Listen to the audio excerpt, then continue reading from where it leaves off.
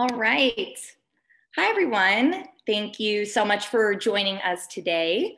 My name is Simone Figueroa, and I am the co-founder and president of You Thrive Educational Services. For those of you who we have not had the pleasure of working with, You Thrive provides mental and emotional wellness programs for college students to help them manage stress, become more resilient, and thrive throughout their undergraduate experience and beyond. Our programs are developed by over 30 leading scholars, psychologists, and educators in the fields of positive psychology, mindfulness, and self-compassion. We are very excited to sponsor this webinar hosted by two of our program contributors and our co-directors of curriculum, Dr. Alan Schlechter and Dan Lerner, who teach NYU's most popular elective, the Science of Happiness. Dr. Alan Schlechter is a clinical associate professor at NYU Langone Medical Center and the director of child and adolescent psychiatry outpatient services at Bellevue Hospital Center. Alan co-authored You Thrive, How to Succeed in College and Life, along with Dan Lerner. Dan Lerner is an expert in positive and performance psychologies. He is a speaker, teacher, and strengths-based performance coach and works with students, performing artists, athletes, and executives at Fortune 500 companies and startups worldwide. Dan is on the teaching staff at UPenn and NYU and holds a master's in applied positive psychology from the University of Pennsylvania. Dan and Alan will be sharing with us how they successfully transformed the Science of Happiness course from an in-class format to an online experience, along with tips and tools they have been using to effectively engage with students online. They will also discuss a framework for well-being, known as Perma, that can be used as a metric to help faculty and staff monitor student mental well-being and overall health. And with that, I will turn it over to you, Alan and Dan. Hello, I am Alan Schlechter. I am half of the Science of Happiness, and over the past 10 years, we've taught over 7,000 students at NYU, and it's a real pleasure and honor to be here today. And being university instructors, you will understand that we are all encountering tremendous challenge as instructors, as human beings, as supervisors of students. And whatever background you are coming from, we want to start with a question to kind of bring us all to the same table. And the question would be, who here remembers their very first day on the job? And I don't know if I can see in the chat some responses. Does anybody, the more people participate, by the way, thank you for responding. Right? This is a very memorable thing. And the more responses and the more questions we get, the vastly better this will be, right? We all know the most ineffective way to learn something is just by sitting and listening. The more people can participate, yes, very well. We can all remember this. You remember the emotions, a lot of nervousness. I was a non-traditional student, 30 years old, and I felt nervous, out of place. All of these things, whether you were walking or driving, however you were showing up to campus, when you opened that door, the butterflies in your stomach, it will be that first day you walk onto campus. You're leaving behind this tremendous group of resources. There's a great depiction of the experience by Burt Reynolds. I need to see that. What are you leaving behind when you show up on campus, right? You're leaving behind friends, and you might be ready to make a new group of friends, but you're also, for most people, leaving behind some as well. And even though you might be so ready to leave your family behind, college students identify their families as their primary source of resilience quite often. But you're also leaving behind routines. And I think this is the hardest part, your routine of where you get food, of where you exercise, of your hobbies. It might be your art, it could be your local pickup league, whatever it is, you're leaving all of these sources of resilience behind. And as you push through that door, you're arriving to a place where not only do you not have these things, but you don't know anything, right? You don't know where to get to the bathroom. You don't know where your classes are. Everything looks like a maze. I work in a hospital. Hospitals are the most maze-like places in the entire world. That's how campuses feel. People mention buildings and you don't know where those buildings are. You don't even know, as we say to our students, who you're going to sleep with that first night. Yes, roommates. We're talking about roommates, people. God.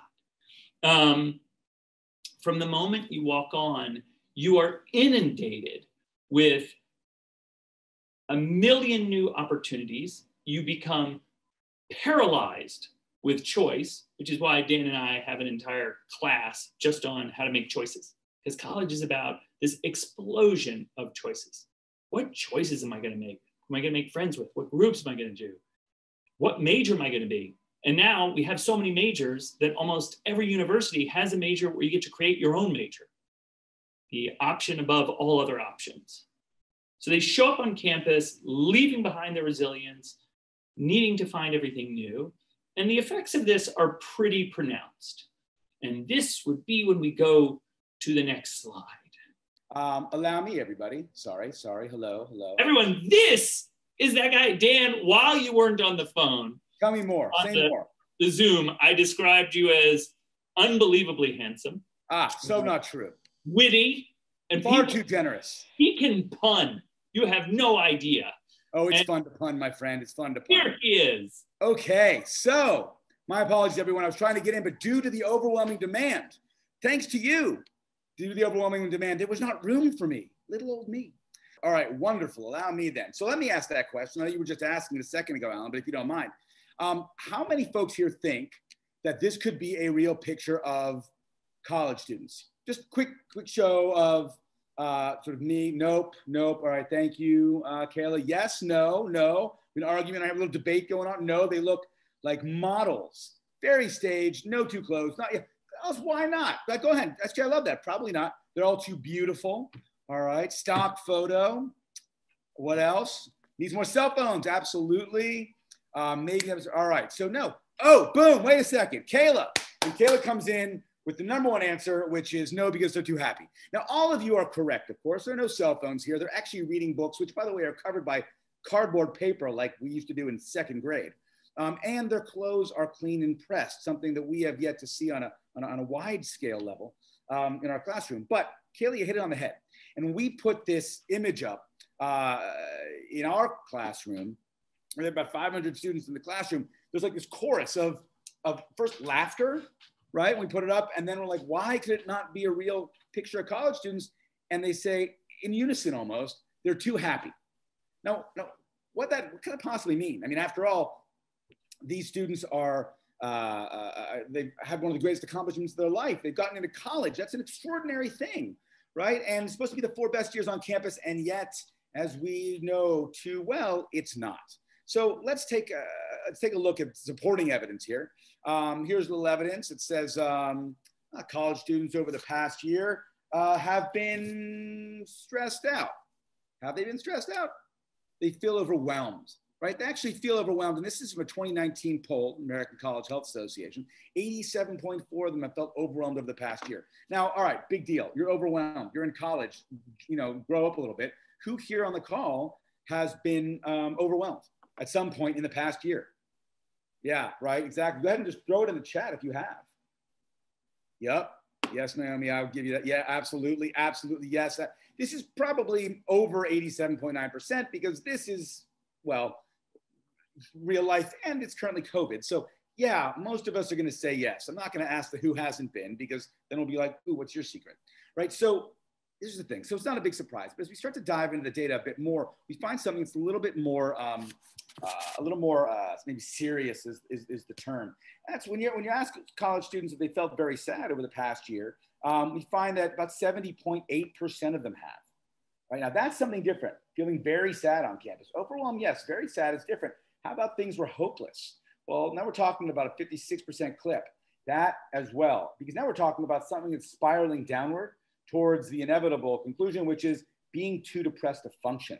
And when we look at that number, we find that it's about 45.1%. That is a bit of a scary number. We're getting awfully close to half of all college students feeling too depressed to function. This, by the way, of course, as you know, is pre-COVID. And so we have a bit of an issue here, right? By the way, these numbers, we started looking at the numbers, we started using these numbers really in 2014. The numbers in 2014 for that last too depressed to function, it was 31.3%. It went up to about 40%, 2017, and now it's at 45%. So we've seen a massive jump, about 50% of a jump in the last 5 years. And again, that's pre-COVID, right? So how do we look at this, right? And by the way, it's not just COVID. We're talking about post-COVID. What kind of numbers are we seeing? Alan, I mean, I know you were talking about this just earlier today with me. Actually, in June, the CDC did a study and found that 1 in 4 undergrads had suicidal ideation, that students were reporting much greater difficulty due to financial stress and other obstacles getting mental health care, that rates of depression have gone up. One of the really interesting stats, though, is that binge drinking has actually gone down in undergrads. That is the effect of, I think, a lot of students having left campus. Right. Thank you. Right. So we see these challenges and they're growing very rapidly under COVID. Ellen, thank you for the question on the end. For the ACHA poll, I believe it was just north of 16,000 students. So it's a pretty sizable number. 2014 was about 19,000 students. So I'd have to go back and take a look at 2014 was about 19,000 students. I'd go back and take a look at 2019, but it's pretty solid. No, thank you for the good question. So here's the thing, right? As Alan talked about before, I know I wasn't here, that transition from high school to college, it was challenging already, right? But this year, it's almost as if the world, as they knew it, kind of ceased to exist. Now, one group for whom the world as they knew it ceased to exist were our students at NYU. And not just our students at NYU, but all of our students, I'm sure we can all relate to this. I mean, think about it. Here's a crew of bright, driven people who have earned the right to explore their future, for us, at least in New York City, for you and other places, totally unshackled. And now they can't leave their house. They can't hang with any of their friends. They're stuck 24/7 with their moms and their dads.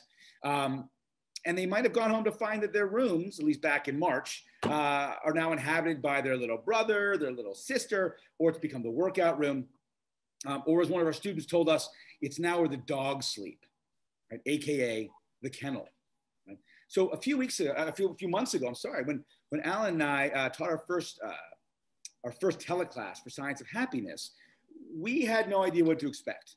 I mean, given that a warm, engaging environment is something that we try to foster, so important to the way that we teach, the topic that we teach, and that our students were now living in conditions kind of akin to being grounded 12-year-olds in perpetuity, we were pretty sure that a Zoom call with 500 participants was going to be super awkward.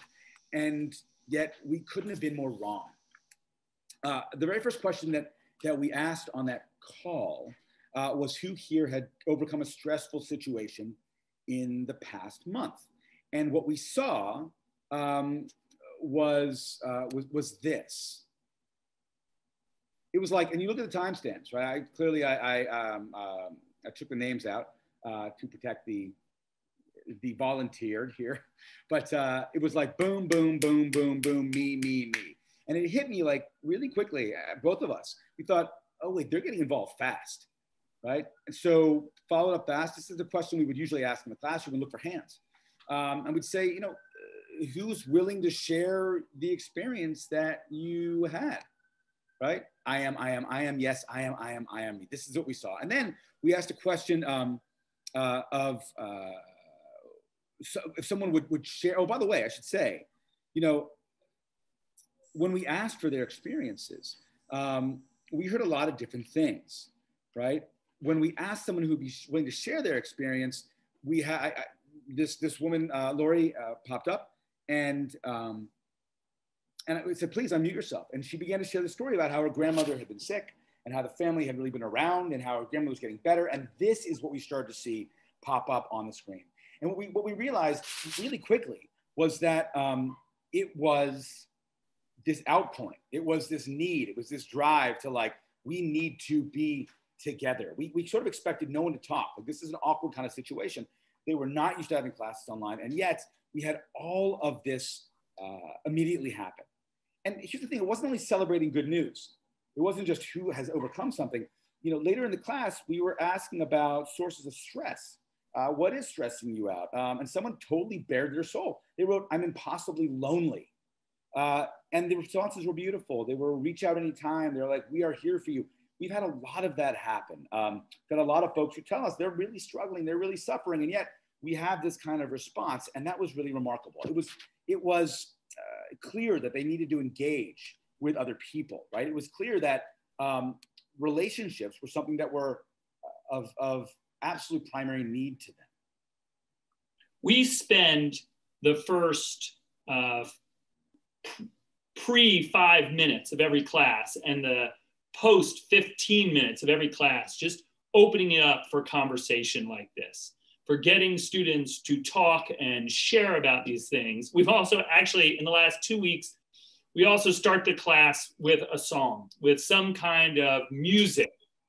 This idea of what are the ways that we can over Zoom to feel connected, music being one of the really engaging ones. But students talk about relationships. They also talked about how since they went into COVID, they started playing the piano again because they had this time to do it. Or we had one student who's like, I'm going to be a cook at the end of this. I will never need to eat out again because I am working on a new recipe every day. And another student's talking about how he's playing chess with his dad all the time. And that was completely engaging. Students also started talking about doing really meaningful things. They were connecting with family members. They were connecting with the idea of how they could support others in ways that sometimes felt maybe really small, but meant a lot to them. And that made them feel really good. Even though all of us, we have our kind of happiness level has been, I like to say it's been muted. It feels like I have cotton in my ears. But students were like, I've finished Schitt's Creek. I've finished every comedy. You know, I've rewatched The Office, and then I rewatched The Office, and then I rewatched The Office. And for me, it was, we've rewatched all of Brooklyn Nine-Nine, right? And so they were finding their positive emotions, and somebody mentioned a show, and they'd go, oh, I need to watch that show. And even though we're not on campus, and we don't have the accomplishments that we could feel, we didn't have that sense of urgency of running around everywhere, students found their small accomplishments. It was getting their laundry done and their paper done. And you know what? I did a 7-minute workout in my room, and that was enough. Even though I don't have a gym to go to, I did the best I could today. Yeah, exactly. And these factors on the screen, these are not random factors. We open the third class of every, by the way, let me just comment on a few things here. I want to make sure we're not missing any questions. Yes, Douglas, I agree. I've already started research on Schitt's Creek and its impact right here at home. Sarah, if you and Douglas would like to join us in this research, please. We'd like to have an N of larger than my family. Are there any questions so far? I just want to sort of check in. Because we'll have time near the end as well. I just want to see. All right. So we'll take them as they come. These factors that you see up on the screen, these are not random. We open the third class of every Science of Happiness semester really bluntly. We tell the students that we have lied to them. We open this course basically by saying, look, this course should not be called the Science of Happiness.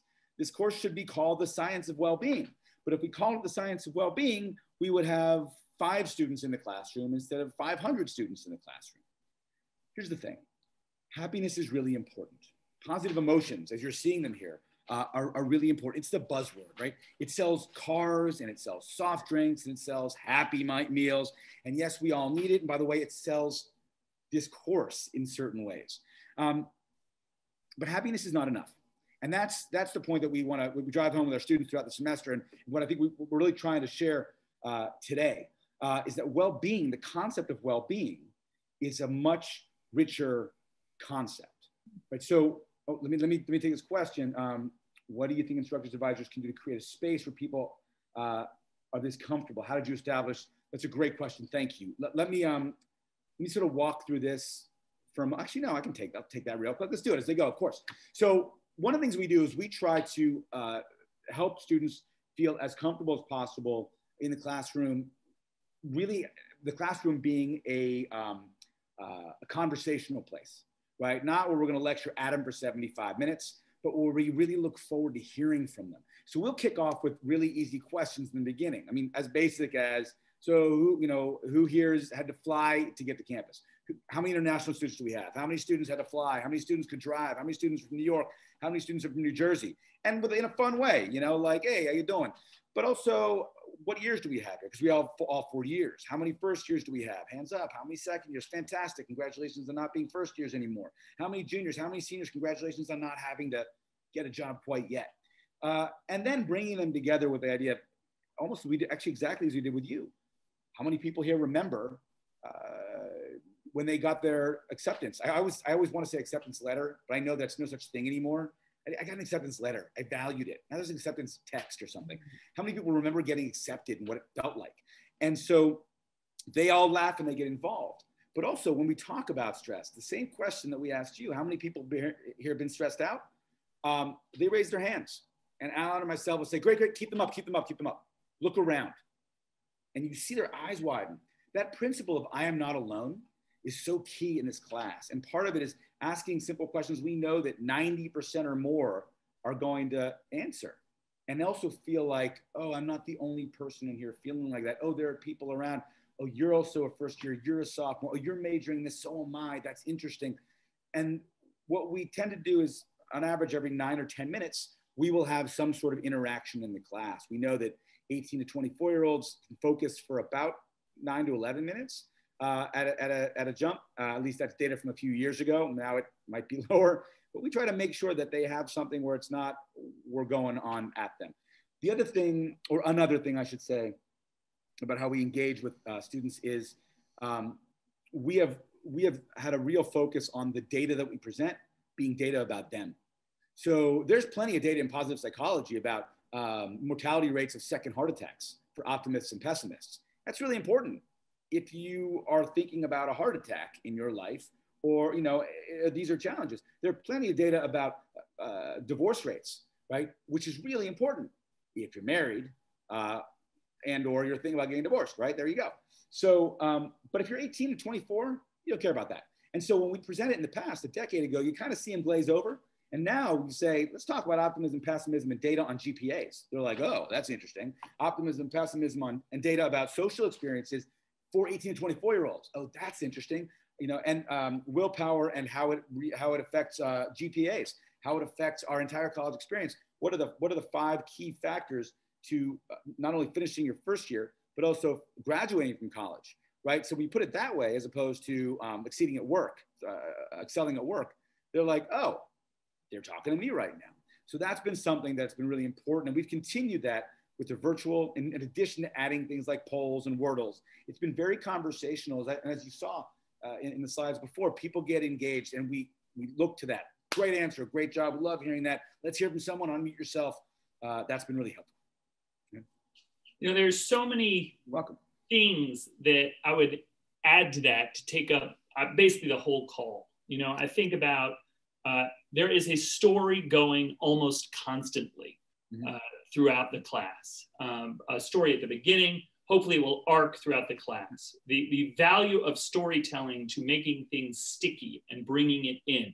That if I could just teach you well-being, if I could just say, well, this is Perma, as you can see, that's well-being, and the class is over. And the idea of constantly connecting with them through story and trying to elicit the story from them. And by the way, somebody just mentioned, since we've moved to virtual online, it's the poll every 10 minutes, or it's the Wordle. it's something to constantly refocus them. The value of having two educators for Dan and myself, it's not just that we're half as smart as one normal educator, it's that we are constantly going back and forth, drawing their attention in a different way. We also have thought, Dan probably connects with some of the students much better than I do, and vice versa. And that also keeps a large class intact. I also want to say what Dan and I have really discovered this semester is you can't teach everything. It does not translate over from the in-class to the online. That you have to reduce the class by maybe 15% in some classes. I would say by 50% in some situations. And the reason for that, I think, if I can jump in, the reason for that is because with students knowing that there's space for them to interact, to ask more questions.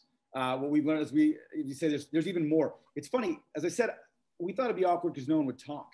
And I think what's happening is that the extroverts always spoke up and they always got involved, and they still do. But now the introverts are feeling like they have a safe space too, a space to be able to write. They can think about things. They don't have to raise their hand and be seen in front of everybody. So we get sort of, plus with COVID, I was gonna say we have twice as much interaction. We almost have 3 to 4 times as much. And with a topic like today, Alan taught trauma. And like right now, those questions are huge. Right. So let me get to that in 1 second. Those questions are huge. And so being able to give that some breathing room is important. And also we want them to hear one another. So, to say, yeah, I mean, Jenny wants to jump in with her experience about therapy or her experience with a mentor. Jenny, let's hear your story. We don't want to shut them down. So we've sort of we've cut the material by about 10, 15%. And we've also extended for about, anywhere from 30 minutes to an hour, although if you can cut to 15 reasonably, right after the class, say, hey, thanks everybody. We're going to stick around for an extra 30 and we'll be here for you. And they know they can come and talk to us too. So there's a lot of interaction. I know that someone just asked what a Wordle is, by the way, and just to be clear, it's one of those programs where if you enter multiple words in, let's say I ask the question of what makes you happiest, and someone writes dogs, it pops up. 5 people write my sister, that's an even bigger word, right? So the frequency with which a word is seen is bigger in this cloud of words, which is also fun because you can go, wow, a bunch of people said sisters. Quite a few people said dogs, but look at this one. Schitt's Creek is the best, right? Whatever that might be, you can see it. So it allows them to see what they're responding to as opposed to us saying, isn't Schitt's Creek great? You can go, look, you guys clearly love that show, right? So how did the institution allow for combo teaching? Alan, you wanna go ahead and take that? Well, we're using Poll Everywhere. We use every tool we can think of. We also have a number of TAs. We have them monitoring the group chat, including managing it. We have close to 600 students this semester in our class, and some students they veer off really quickly. And the idea of having our TAs in the class able to respond to some of the questions or sometimes prompt us that we should go back to a question is pretty essential. Yeah, absolutely. By the way, speaking of our TAs, one thing we failed to mention in terms of how to engage the classroom, for us at least, it's been really helpful, is, gosh, I mean, Alan and I have been teaching together for 9 years now. And I think that very first year, we started asking for feedback from our TAs. And the feedback that they first came back with, almost understandably was, oh, we really love this. And this was great. And we really enjoyed this. And I was like, that's so great, you guys. I'm so glad that there's some things that are speaking to you and that are working. What I would love more than anything else is what could be, A, what is not working as well, and B, or say A1 and A2, is what's reading to you as a 21-year-old, as a 22-year-old. So all of our students of our TAs have taken the class and they've all graduated. So if you're 22 years old, at this point, and we make a reference to something like the iMac, or Animal House, right? The ultimate college movie, and there's like crickets. And I'm like, anyone here seen Animal House? And I swear to you, not one hand went up.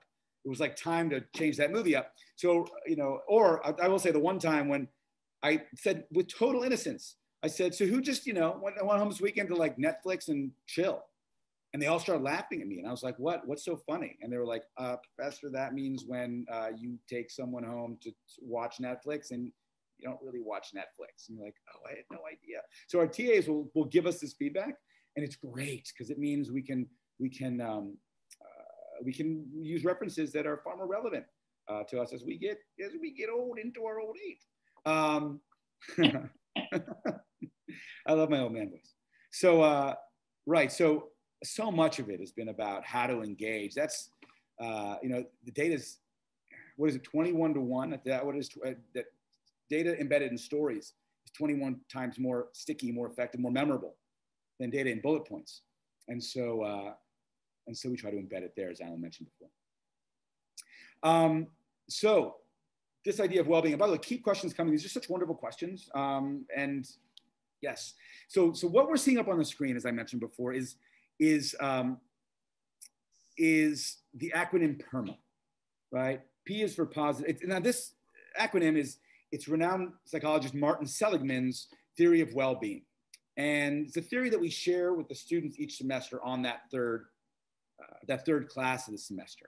As you can see, PERMA stands for positive emotions, which is basic happiness. As Alan referenced before, I just want to watch a good show. It might be about having a good laugh, feeling good. We're not putting that down. It could be feelings of calm. It could be things of pride. Like there are lots of different positive emotions we see in the literature that fall under this category. Next is engagement. When you feel so absorbed in or immersed in an activity, when kind of time flies by, it's being in flow, it's being in the zone. You're like, where'd that time go? How'd that fly by so quickly? You don't hear someone calling you because you're so deeply involved. R is relationships. That's for positive relationships.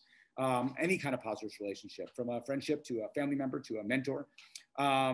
Meaning, we define meaning as a connection to something larger than ourselves. So that could be involvement, spiritual involvement, involvement in the community, thinking about how what we do makes the world a better place, helps other people, right? That ends up being meaning. And finally, as Alan referenced before, accomplishment.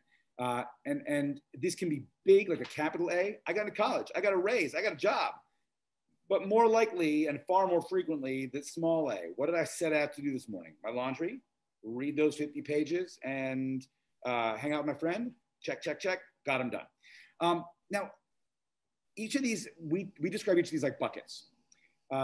The idea being that for well-being, one needs to have at least a drop in each bucket. They don't all have to be overflowing. That wouldn't be reasonable. But you have to have at least a drop in each bucket. So, for example, if you are overflowing with accomplishment, or your student is overflowing with accomplishment, constantly getting things done, constantly doing really well, so on and so forth, right? They have gotten into college, they're scoring all A's.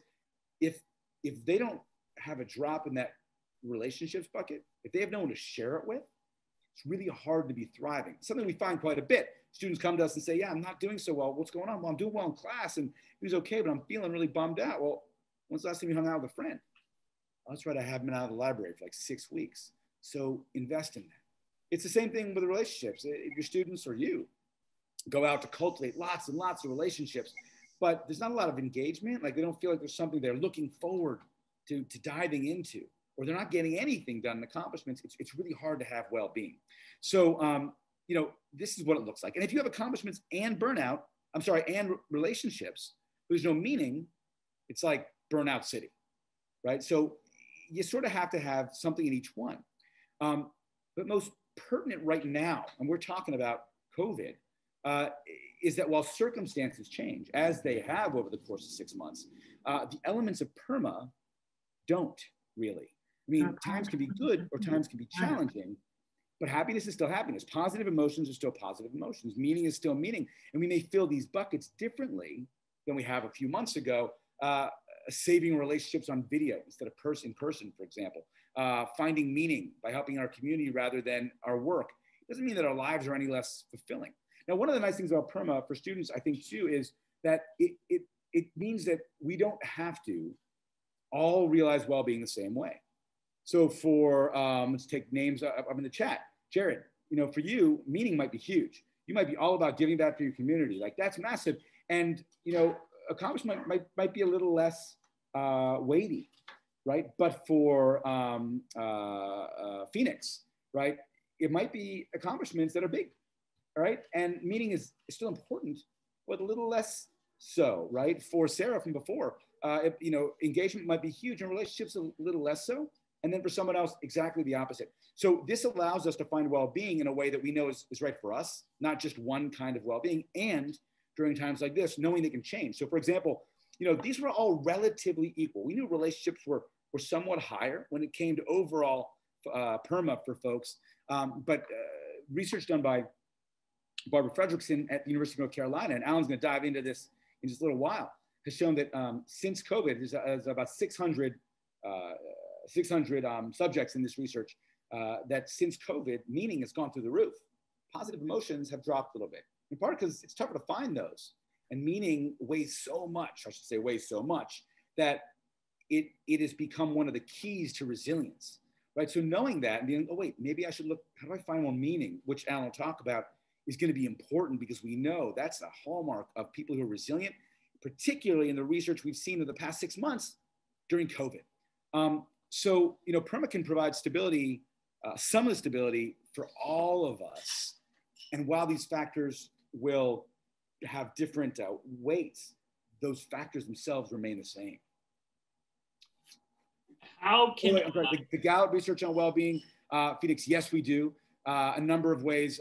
One that pops out for me right now is Gallup and the research on engagement at work, engagement in the classroom. The idea that, for example, the use of signature strengths, which Alan will talk about in a moment. When we are encouraged to use our signature strengths, we have about a 73% chance of being engaged consistently in the workplace. When we focus on our lesser strengths, we have about a 9% chance of being engaged. So he'll talk about strengths in a moment, but we absolutely do talk about Gallup research on well-being for sure. So what can you do? I gotta say one more thing. I'm so sorry, Alan. I know I'm talking over you. Welcome to our classroom, everybody. We do this to each other. I didn't even know what I was gonna say. Gosh darn it. This is the foundation that we give our students at the beginning of the semester. Like, we're gonna teach each of these in depth, but we want you to think about them throughout the semester. Because if you're not doing so well, take a look back at Perma. Go for it. Sorry, Alan. No, yeah, I know. God. Oh my God. First he's tall, and now he's really here, people. How can you bring Perma into your life? How can you bring it into your student's life? How could you bring it into your kid's life, your partner's life, your community's life? That's a wonderful thing. When we get to teach Perma to these kids, we truly want it to go viral. That we love when they're coming to us and saying, now I'm looking at my dad's Perma, or I'm looking at my mom's Perma, or I'm looking at my brother's Perma, and I'm understanding them in a different way. So I come from a psychopathology background. I'm a child and adolescent psychiatrist, and everything was about what's wrong. But the work of Corey Keyes out of Emory looks at the fact that when people have well-being and they have super high levels of stress, they don't have the same kinds of academic impairment, the same kind of mental health disorders as those who have the stress but don't have the well-being. It's trying to take all of your attention away from stress, where most of us exist, and say, I'm still going to pay attention to the stress. People, we have a negativity bias. We're going to pay attention to that. But can I also pay attention to my well-being?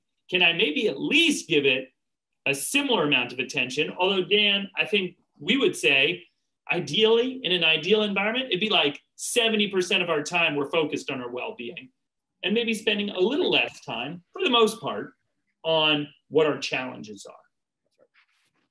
So what can you do?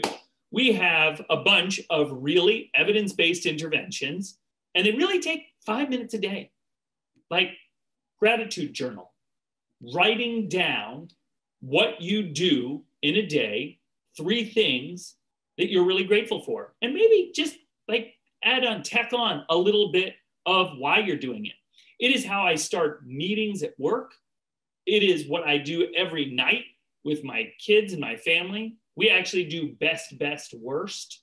We write them down, 2 good things, 1 challenge. We put them in a jar, and every year at the new year, we look through the jar. But it's something you can do with your students. What did you get? You recommend to them do too. I mean, the idea too is after 30 days, the research is showing that our levels of well-being and the levels of positive emotions rise considerably. Why? Not just because we're writing them out, because we're actually rewiring our brains. Some students are like, I can't find anything. I don't know what I'm grateful for. And then, you know, they start doing it and they realize, oh, there aren't 3 things I'm grateful for every day. There are like 30 things I'm grateful for every day. And then you just start seeing it. You could rewire yourself to focus on gratitude. You can also rewire yourself to focus on kindness. It's the 5 conscious acts of kindness. 3 didn't cut it. But when you push it up to 5 in a day over multiple days in the week, and you really start thinking, where can I have that act of kindness? This, by the way, this exercise, we get a lot of pushback from students. Some students are like, I hate this exercise. And we say, great, it's not for you. Not every exercise is going to work for every student. It's about offering them a choice and helping them figure out which ones work for them. Because they say, I don't want to be forced to be kind. Then it takes away from the act of kindness. Now, by the way, when Alan says 5 acts of kindness, it's in one day for the week. 5 conscious acts of kindness, because you start thinking about them. You start thinking, what am I going to do? And that pre-savoring makes a difference. So that intention makes a difference. And what we're finding, Sonny Lubomirski at Cal Riverside found, is 5 acts in one day is far more impactful than 5 acts over the course of a week. So how can you create some engagement? Well, we have these things called character strengths. I think you mentioned them a moment ago. There's a character strengths and virtue handbook. You can also go online to there it is right there. Oh, you got it right there. Via character.org. And you can find out what your character strengths are. There's a list of 24 character strengths that are fairly ubiquitous around the world. And when people use their character strengths in new and novel ways every day, this is actually one of the most powerful ways we know to not only decrease symptoms of depression, but to increase feelings of well-being. When it says goal setting here, you know, that we're looking at research, I can't remember the researcher's name, but when college students, and they had about 350 college students, they found when they incorporated character strength into a goal for a semester, they had about a 50% chance, 50% better chance of being able to realize that goal. Character strength, by the way, is not a skill or a talent. It's kindness, it's bravery, it's wisdom, it is love of learning. So being able to incorporate that into a goal for you, for your students, raises the levels of achievement and overall well-being. What you remind me of is, you know, at a school like KIPP, which is a pre-college school, K through 12th grade.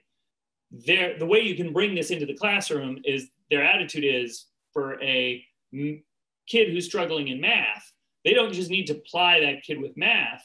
Maybe it's about bravery. Maybe that math requires more bravery.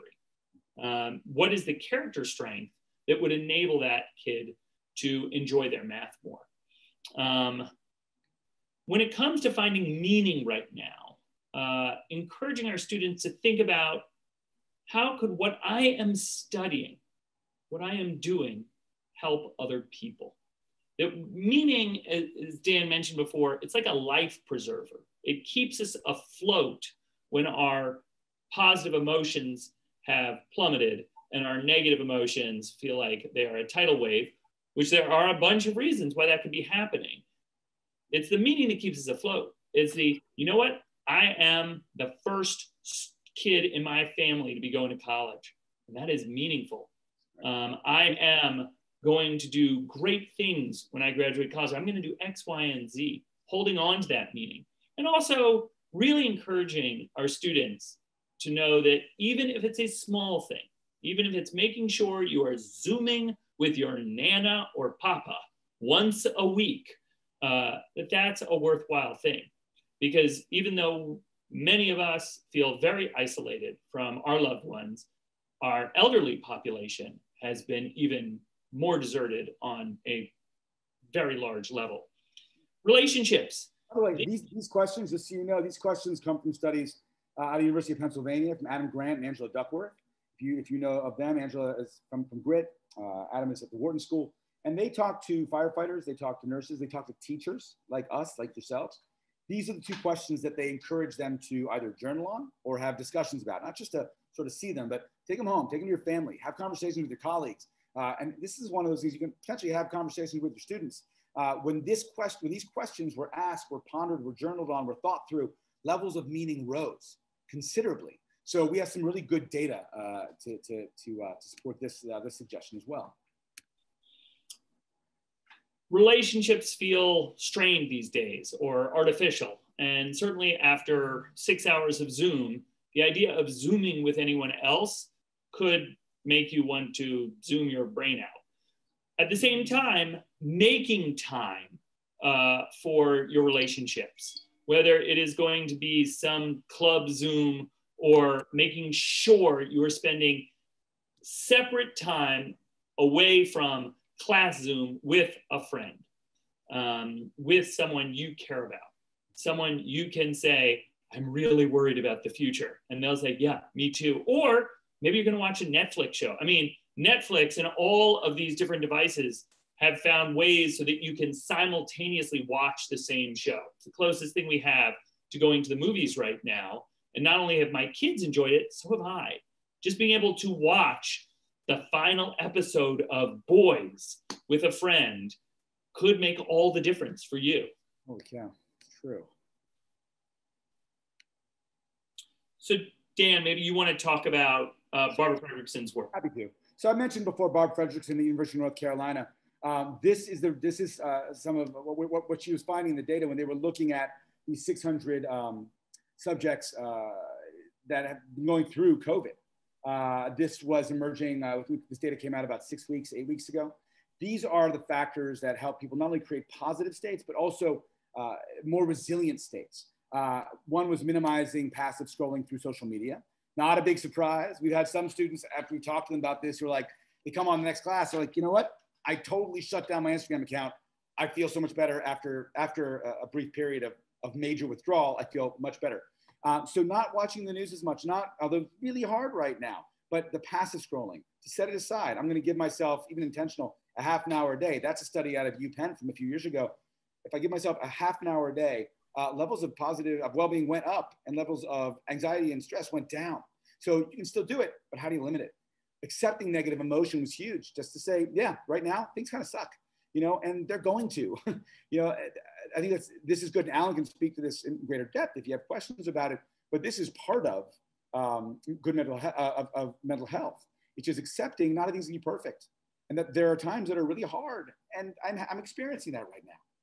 When they looked at connecting with people, it was really connecting with people. We teach Jane Dutton's work from the University of Michigan about strong relationships. But in this case, in times of COVID, we got to connect, but it's real old school phone calls, like picking it up, or at least wearing your headset, or Zooming instead of text. People get far more oomph out of it for resilience and positive emotion. Caring for oneself, scheduling exercise, pursuing hobbies, going to spiritual activities. These are things that are essential, and to help others. Being able to reach out, which goes back to the meaning question. So you're not looking at Perma exactly here, but you're seeing a lot of things that relate to Perma, and a couple of very specific ways that we can pursue well-being that are starting to show some strong evidence, even in preliminary research. So, 18 months ago, actually 2 years ago now, University of North Carolina, Chapel Hill, began using our book, You Thrive, as the textbook for their first year thriving course. And it was a pilot program introduced to about 1,000 students that year in smaller pods of 25. The data found that 86% of their students reported improvement on their objectives, which included things like they could better identify resources in college to support them. They were more confident on developing learning strategies. They could better regulate their own learning. So it wasn't just well-being, it was very closely associated with their ability to do well in school. Text is now being used at various places, University of Arizona, Iowa, Duke. Can you imagine if Duke and UNC, like, were both using the same book at the same time, like two schools with possibly the most heated rivalry in the country? Like if the Blue Devils and the Tar Heels came together with a book like this? If that can happen, anything can happen. Here's the thing, students need the data, right? And they want the data. They wanted it 20 years ago when Tal Ben-Shahar started teaching his positive psychology course that became the most popular course at Harvard. Scott Barry Kaufman taught it to over 300 students at Penn and then at Barnard most recently. Angela Duckworth taught it to hundreds at Penn as well. Laurie Santos offered this at Yale, as most of us know, about a year and a half ago, and bam, it filled up more quickly than tickets to a reunion concert of the Beatles. And that's why we were really so thrilled. We were approached by the great folks at You Thrive Educational, because we jumped at this chance to be able to say, oh, we get a chance to share with a broader audience in a way that hopefully is effective. We'll study our audience and find out whether that's the case or not. But I think the thing is getting it into their hands in some capacity, whether it is an entire semester, whether it is a few workshops, whether it is integrating it into the classes that are not about well-being, the classes you teach about anything in any area. How can you sort of get some of this in a way right now that's helpful for them? Right? I said a moment ago that students need the data, they also want the data. Now I'd say during COVID that I turn it around. They want the data, but they really need the data.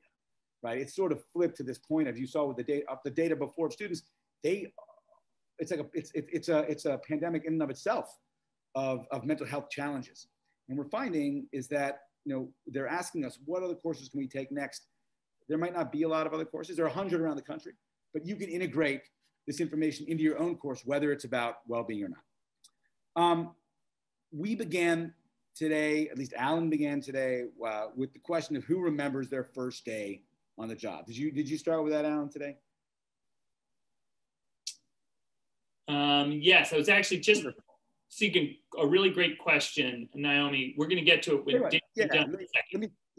And look, it may be different from the student's first day at school, our first days on the job.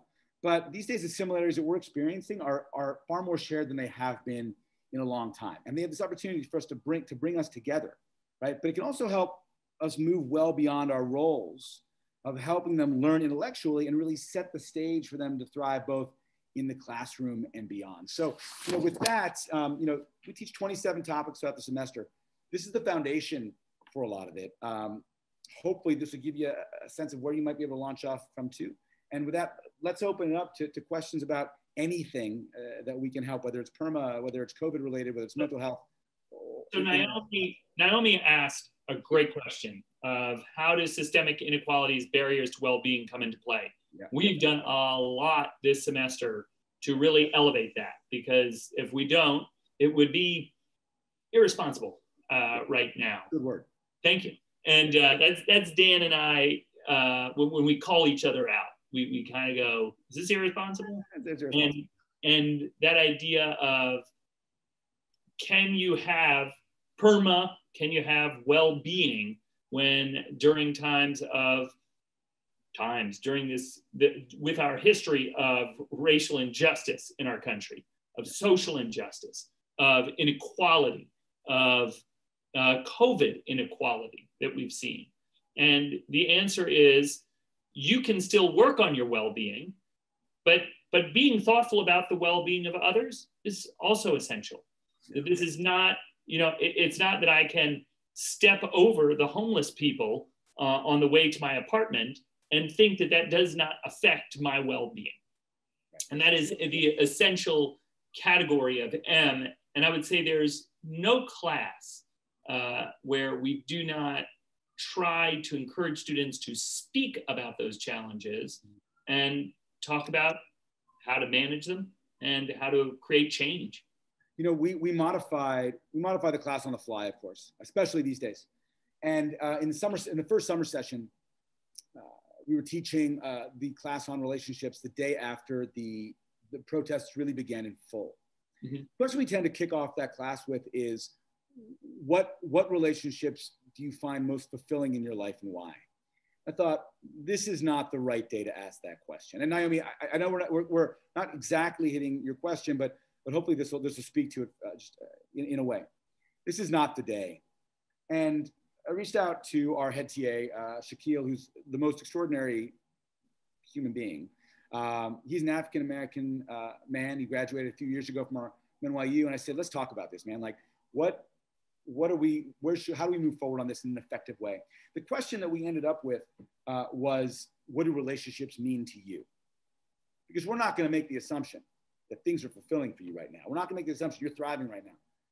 What do they mean to you? And the responses were so interesting. And so I'd like to think they were really helpful for their peers, which is, the first student said, I'm really lonely. I live out in a really wealthy, frankly, very wealthy suburb in Connecticut. I haven't seen friends in a long time. The next student said, I went to the protest in Brooklyn yesterday. And as the police were rushing at me, 3 white men, she was mixed race. 3 white men jumped in front of me and got in between me and the officers.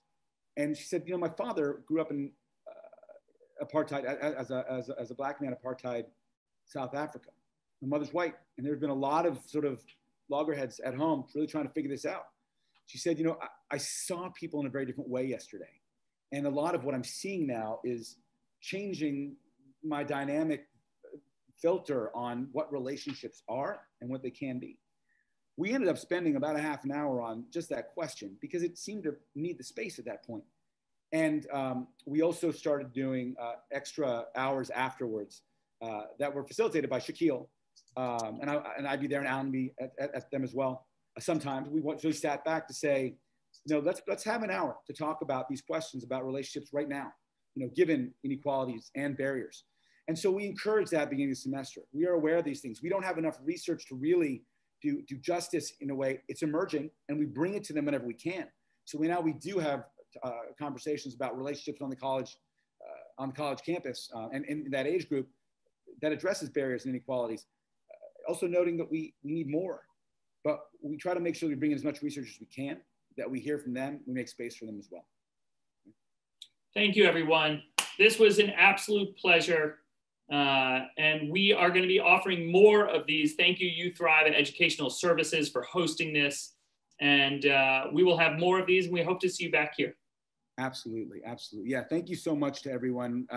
Please reach out to us. We'd love to help any way we can. Truly. Yeah, thank you so much, Alan and Dan. And thank you, everyone, for joining. We hope you enjoyed your time with us and are taking away some valuable tools that you can integrate in your life, as well as the classroom. And we will be sending a recording of the webinar in case you want to share it with any colleagues. And yes, we hope to see you at our future events.